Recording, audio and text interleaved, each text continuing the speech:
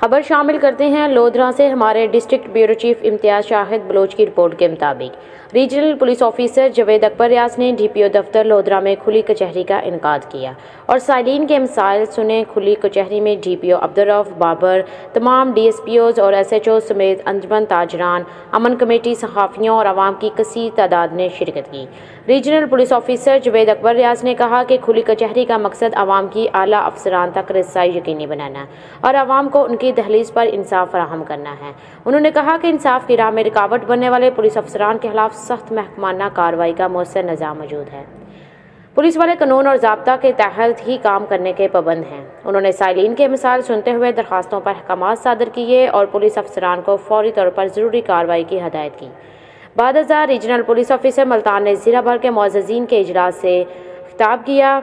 इजलास में prosecutor general Punjab Rana Arif कमाल नून, डीपीओ अब्दुर्रऊफ बाबर भी शरीक हुए। इस मौका पर आरपीओ जवेद अकबर रियाज ने कहा कि पुरअमन मुआशरे के लिए मुअज़्ज़ज़ीन का किरदार नहायत अहम है। कम्युनिटी पुलिसिंग के जरिए जराइम की शरह को कम किया जा सकता है। मुअज़्ज़ज़ीन इलाका अमन व ईमान बरकरार रखने के लिए पुलिस के दस्तो बाजू बने। उन्होंने मुअज़्ज़ज़ीन, ज़िला ताजरों और मेंबरान अमन कमेटी से अमन व ईमान की सूरत हाल के बारे में मालूमात हासिल की।